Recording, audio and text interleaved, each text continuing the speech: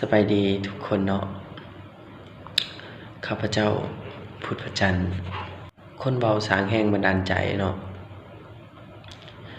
วันนี้ข้าพเจ้าจะมาเว้าเกี่ยวกับหัวข้อสำหรับน้องๆที่กำลังจบมหาลัยหรือจบม.ปลายก็ตามเนาะว่าหลังจากที่ว่าเฮาจบมหาลัยแล้วจบการศึกษาแล้วเฮาควรเฮ็ดแนวใดหรือสอบเวียกแบบใดเฮ็ดจังไดต่อเนาะวันนี้ข้าพเจ้าก็มี4หัวข้อหลักๆเนาะเพื่อจะมาแนะนำสำหรับน้องๆที่กำลังจบการศึกษาแต่ยังบ่ฮู้ว่าควรไปเฮ็ดแบบใดกับชีวิตของตัวเองเนาะโดยเฉพาะหัวข้อที่4แม่นสำคัญหลายกับชีวิตของพวกน้องๆว่าต้องเฮ็ดจังไดกับชีวิตเพราะว่าบางคนจบมาก็บ่ฮู้เนาะว่าควรเฮ็ดแบบใดกับชีวิตเฮาจึงจะไปได้ดีบางคนก็บ่มีความกล้าเนาะดังนั้นข้าพเจ้าเองก็จะมาแนะนำสำหรับน้องๆเฮาเนาะหัวข้อที่1คือหลังจากที่พวกน้องจบการศึกษาแล้วแม่นบ่อยากให้พวกน้องฟ้าวคิดหรือว่าสอบเวียกที่มั่นคงให้กับตัวเองเนาะแน่นอนว่าเป็นหยังจึงเว้าแบบนั้นเพราะว่าสำหรับไผก็ตามที่กำลังจบการศึกษาใหม่ๆเนาะแม่นยังขาดประสบการณ์ให้แก่ตนเองในหลายด้าน1ก็คือความกล้า2เกี่ยวกับการพัวพันหรือว่าการเข้าหาผู้คนเนาะเฮายังมี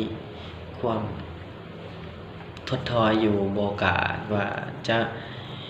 เฮ็ดหยังด้วยความมั่นใจแบบนั้นเนาะจึงว่าบ่ให้ฟ้าว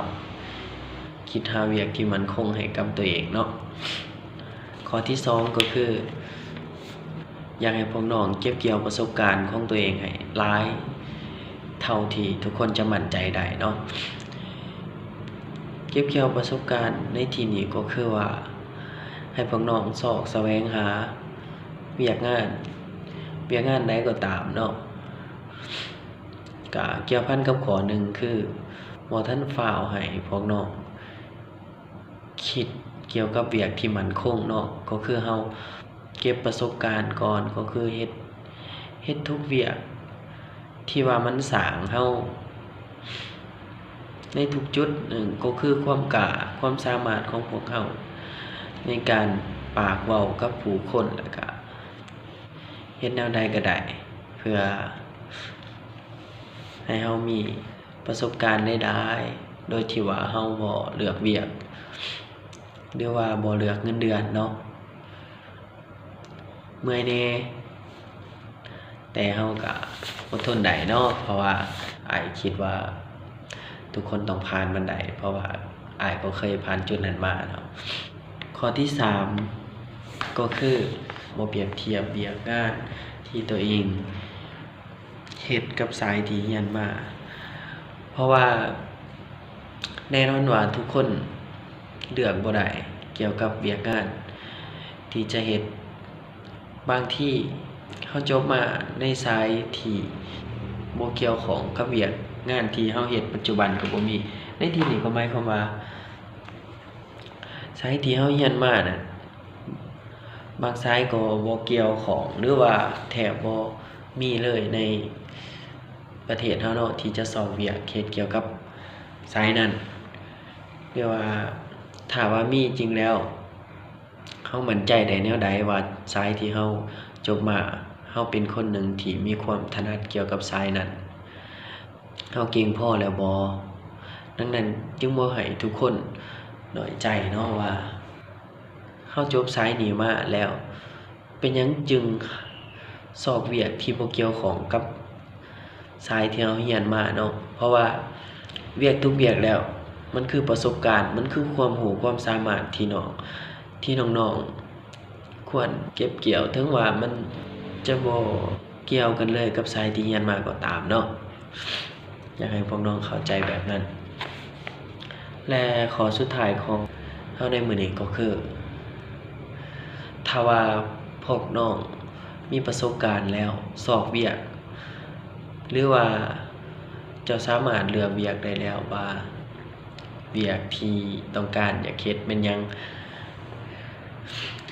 ก็คืออยากให้น้องสอบเวียกที่มันสามารถสร้างเฮาในอนาคตได้เนาะก็คือเวียกที่มีความรู้ความสามารถบ่ติดตัวของน้องๆไปสามารถนำใช้ในอนาคตได้เนาะก็เพราะว่าคนเฮาบ่สามารถเฮ็ดเวียกไปตลอดชีวิตได้เนาะต้องมีจุดใดจุดหนึ่งเป็นของตัวเองที่เฮาจะคิดว่าควรหยุดเฮ็ดเวียกให้กับคนอื่นหันมาเฮ็ดเกี่ยวกับตัวเองเฮ็ดธุรกิจเกี่ยวกับตัวเองบางคนถ้ามีทุนเนาะเฮ็ดเวียกที่ว่าตัวเองได้เรียนรู้มาตามประสบการณ์ที่ได้เก็บเกี่ยวมาตัวอย่างบางคนอาจสิเป็นสร้างสองแปลงบ่ตัดเย็บบ่เสริมสวยบ่เนาะตัวนี้บ่กำหนดเพศหญิงหรือว่าเพศชายเพราะว่าทุกคนสามารถเฮ็ดได้คือกันเนาะตัดผมบ่ตัดผมก็ได้เนาะเพราะว่ามันสามารถสร้างเฮาในอนาคตได้และเป็นอาชีพที่ตัวเฮาเลี้ยงชีพเฮาตลอดได้เนาะสำหรับ4ข้อที่ข้าพเจ้าได้เว้ามาเนาะก็คือข้อที่1แม่นบ่อยากให้พวกน้องคิดเกี่ยวกับเวียกที่มั่นคงเนาะหลังจากที่จบมาข้อ2ก็คือเก็บเกี่ยวประสบการณ์ให้หลายๆเนาะข้อที่3ก็คือบ่เปรียบเทียบระหว่างสายที่เรียนมากับเวียกที่เฮ็ดปัจจุบันเนาะข้อที่4ก็คือสอบเวียกที่ให้ความรู้ความสามารถเฮาเพื่อสร้างเฮาในอนาคตได้เนาะและใน4ข้อนี้ก็อยากให้พวกน้องๆที่ว่ากำลังจบการศึกษาเบิ่งเนาะแต่บ่มีทางเลือกหรือว่าความรู้ว่าควรเฮ็ดแนวใดต่อไปเก็บไปพิจารณาและบอกต่อๆกันไปเนาะเพราะว่าข้าพเจ้าเองก็ได้ออกมาเว้า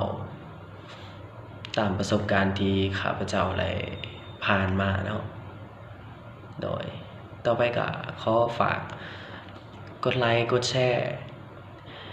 ติดตาม Facebook หรือว่าช่อง YouTube ของข้าพเจ้าเด้อก็จะมีคลิปดีๆมาแนะนำทุกคนได้รับชมรับฟังนำกันเนาะข้าพเจ้าพุทธประจันทร์คนเว้าสร้างแรงบันดาลใจขอบใจ